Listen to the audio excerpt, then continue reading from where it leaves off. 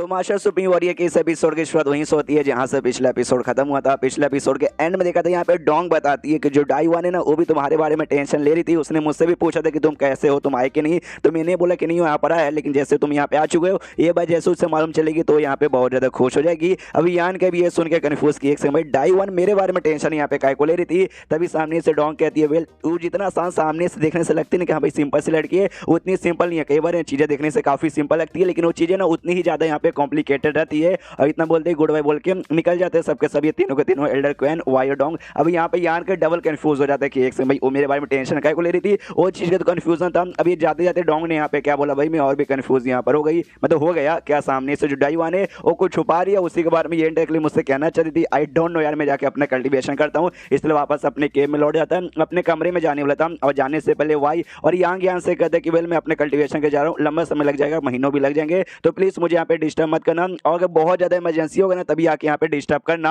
जो सुंदर ये लोग कहते हैं डोंट वे टेंशन, मतलब पूरे माउंटेन का काम हम संभाल लेंगे और हमारे रहते बारे में तुम्हें कोई भी आके डिस्टर्ब नहीं करेगा। तो यान के भी कहता हूँ केटी के, उसके बाद अपने कमरे में जाता है। और कमरे में जाने के बाद अगर आपको मालूम ही होगा, अपने पूरा एपिसोड स्टार्टिंग से देखा होगा, कोई भी सामान, कोई भी वेपन या कोई भी चीज आर्टिफैक्ट वगैरह यूज करने के लिए तुम्हें सबसे पहले उसे रिफाइन करना पड़ेगा। अब जो भट्टी इसको मिली थी जिसके अंदर यहाँ पे स्पिरिट भी थी, वो वाला सामने से उसको यहाँ पे रिफाइन करने के लिए बैठा था। तो रिफाइन करने के लिए बैठा, कहते कि हाँ भी आराम से कुछ दिन नहीं तो कुछ महीनों के अंदर रिफाइन कर दूंगा, उसके बाद ना और भी अच्छे से मैं यूज कर पाऊंगा। प्लस ये कोई ऐसी वैसी भट्टी नहीं है, इसमें यहाँ पे स्पिरिट भी है, जिस चक्कर में इसके द्वारा मैं कोई भी सामान रिफाइन करूंगा ना तो बाकी सामान से तो एकदम लाख गुना ज्यादा अच्छा यहाँ पे होने वाला है। और सेम बात मैंने यहाँ पे बुक में भी पढ़ी थी। एंड देन उसके बाद अपना रिफाइन करने का प्रोसेस करता है और काफी दिन गुजर जाते हैं। अब कितना दिन एग्जैक्टली गुजरा है वो मालूम नहीं है, लेकिन काफी दिन यहाँ पे गुजर जाते हैं। और दोनों जो बुढ़ाऊ यहाँ पे थे ना, वो दोनों बुढ़ाऊ का लेवल अप हो जाता है और फाइनली भाई वो दोनों ऑरिजिनेटिंग स्टेज के यहाँ पे चल जाते हैं। वो खुश है और केव के सारे बंदे खुश है, यस भाई हमारे पास फाइनली ऑरिजिनेटिंग स्टेज के बंदे आ गए, बल्ले बल्ले हमारे को चाह के भी कुछ उखाड़ नहीं पाएगा। उनका जो ऑरा है ना वो ऑरा यहाँ पे महसूस होता है। यान के को भी वो भी खुश है, यस भाई मैंने कहा था भी दोनों बुढ़ाऊ का बहुत जल्दी लेवल अप हो जाएगा। हो गया ना,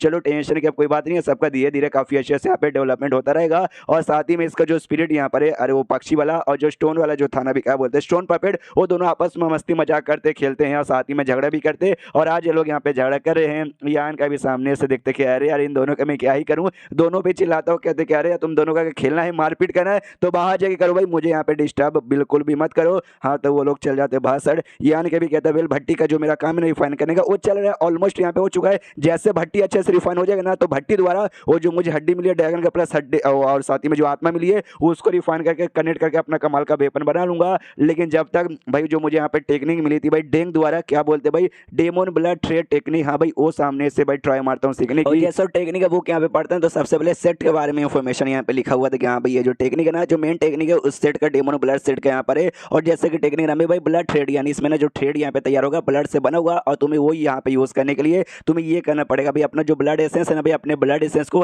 हैज अ फाउंडेशन यूज करना पड़ेगा। और जो ब्लड एसेंस रहता है ना बंदों का बहुत ज्यादा यहाँ पे कीमती रहता है लड़ाई के बीच में। अगर तुम्हारा ब्लड एसेंस को कुछ हो गया तुम्हारा फाउंडेशन भी यहाँ पे डैमेज हो सकता है। फाउंडेशन के ऊपर ही पूरा बंदे का कल्टीवेशन यहाँ पे रहता है भाई सूटेड। अगर सामने से तुम्हारा फाउंडेशन हिल गया मतलब समझो भाई तुम्हारा कल्टीवेशन भी यहाँ पे काफी हद तक डिस्टर्ब हो जाएगा, इसलिए बंदे को संभल के यहाँ पे रहना पड़ेगा। तो यान का भी देखता हूँ कि तो ब्लड एसेंस यहाँ पे यूज करना पड़ेगा। लेकिन मेरे पास भी है मेरा ब्लड एसेंस, लेकिन मेरा blood essence golden blood essence यहाँ पर है। यानी भाई अगर गोल्डन ब्लड का तो कुछ है होने वाला नहीं है भाई, गोल्डन ब्लड सारे ब्लड के यहाँ पे बाप है, यानी मैं बड़े आराम से यूज कर सकता हूँ लॉजिकली। ये जो टेक्निक है भाई मेरे जैसे बंदे के लिए खाली यहाँ पे बना हुआ है, वह यार एकदम मानना पड़ेगा। तो कुछ दिन यहाँ पे और गुजर जाते हैं और यहाँ पे सीख लेता है। और जैसे इसका नाम है भाई ब्लड थ्रेड टेक्निक यानी ब्लड रस्सी वाला टेक्निक, तो यहाँ पे ब्लड से रस्सी जैसे यहाँ पे तैयार होगा, हाँ तो रस्सी जैसे तैयार होता है लेकिन ब्लड का कलर यहाँ पे होता है लाल, लेकिन यान का गोल्डन, इसलिए इसका जो थ्रेड तैयार होता है ना भाई वो गोल्डन यहाँ पे तैयार होता है। और गोल्डन जैसे तैयार होता है ना सामने केव पे हमला करता है, केव के ऊपर यहाँ पे काफी क्रैक भी आते हैं। यान का भी देख के शौक जाता है, वाह मैंने बस अभी तक खाली एक ही थ्रेड यहाँ पे तैयार किया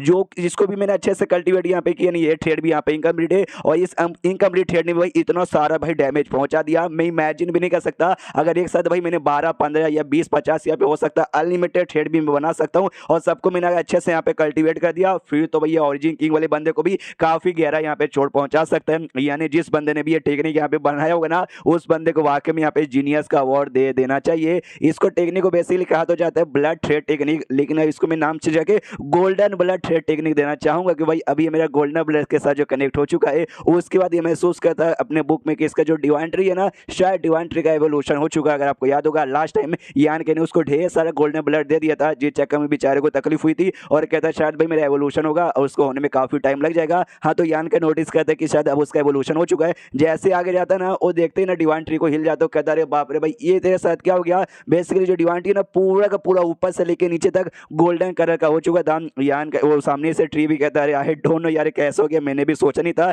यान का ही बोलते हैं भाई कोई गड़बड़ की बात है क्या भाई, ऐसा हो गया। तो वो कहता है वेल मेरे ख्याल से कोई गड़बड़ की तो बात नहीं, मेरे ख्याल से ठीक ही है भाई, कोई ऐसी बुरी बात नहीं अगर मैं गोल्डन का हो गया तो भी। वेल सामने से मुझे काफी अच्छा लग रहा है, तुम्हारा जो गोल्डन ब्लड था ना बड़ा यहाँ पे स्पेशल है, जो कि भाई जिसने मुझे देखो भाई कितने कमाल के चीज में यहाँ पे एवॉल्व कर दिया। यान के बोलते वाकई में से कुछ गड़बड़ तो नहीं ना होगा भाई, तो ठीक है ना। सामने से डिवाइन ट्री भी कहते हैं यस यस मैं बिल्कुल भी मतलब एकदम ठीक हूँ, मुझे कुछ भी नहीं हुआ। हाँ लेकिन मेरे ख्याल से जो जगह यहाँ पर है ना, ये जगह मेरे लिए बिल्कुल भी ठीक नहीं है। आई मीन मैं तो ठीक हूँ लेकिन ये जगह मेरे लिए ठीक नहीं है। यहाँ पे रहकर शायद मेरा और भी डेवलपमेंट यहाँ पे चाह के भी हो नहीं पाएगा। जो सुंदर यान के भी कहते हैं हाँ भाई तू एक डिवाइन ट्री है, तेरे अंदर भी हम जैसा यहाँ पे जाने। और अगर मान लो कि किसी भी इंसान को ना भाई अगर किसी कमरे में अगर सालों के लिए यहाँ पे बंद कर देंगे, उसको बुरा तो यहाँ पे लगेगा, तो ऑफकोर्स तुझे भी यहाँ पे बुरा लग रहा होगा। डिवाइन ट्री भी कहता है यार बहुत बुरा लग रहा है। यान का फिर सॉरी भी कहता है कि हाँ भाई जब मैं तुझे पहली बार अपने साथ लाया था ना, मैंने तुझे यही बोल के अपने साथ लाया था कि हाँ भाई चल भाई मैं तुझे कमाल का सूटेड तेरे हिसाब से सूटेड एरिया दूंगा जहाँ पे तू बैठ कर अपना कल्टीवेशन कर सकता है। लेकिन तब से मैं खाली यहाँ से वहाँ घूमे जा रहा हूँ और मैंने तुझे कभी भी इस ब्लैक बुक के बाहर निकाला ही नहीं।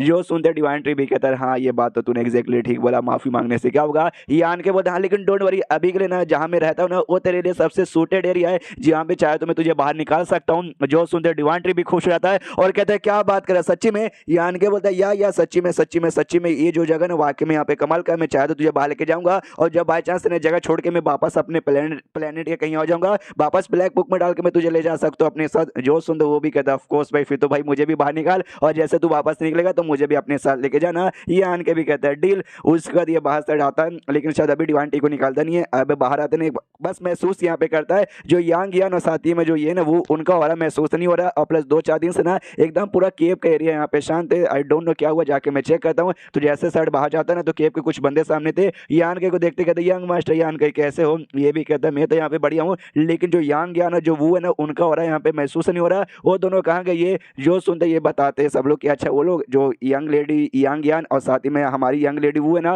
वो लोग यहाँ पे मालूम है कहाँ जो ब्लैक सी सिटी है ना ब्लैक सी सिटी में गए हैं। जो सुनते यान के बोलते ब्लैक सी सिटी में गए हैं, लेकिन वहाँ पे काय को गए हैं वो सिटी में भाई कौन सा सेक्टर राज करता है। जो सुनते ये सामने से बताते हैं अच्छा भाई वो सिटी में क्लियर स्काई सेक्टर नाम का एक सेट है भाई, वो लोग यहाँ पे राज करती है। और जो लास्ट टाइम ऑक्शन लगाने वाले सेक्टर ना भाई ट्रोप पेविलियन उन्होंने फिर से ऑक्शन उस सिटी में लगाया है, इसलिए वो दोनों वहाँ पे गए हैं। जो सुनते यान के बोलते क्या भाई फिर से ऑक्शन लगा, उस ऑक्शन में गए हैं, ये बता दिया ऑक्शन में लगा। लास्ट टाइम आप लोगों ने जो सामान यहाँ पे पहुंचा था ना वो सामान बेसिकली उस समय जो यांग नाम का एल्डर यहाँ पे था जिसने ऑक्शन पूरा अरेंज किया था, हाँ उसका दिल गार्डन हो चुका था। इस वजह से उसने पर्सनली सामने से हमें ऑफर दिया कि इस बार भी हम लोग लगा रहे हैं, आप लोग इस बार भी सामान ला सकते हो, हमारे पास सैंड क्रिस्टल की थोड़ी सी कमी पड़ चुकी थी।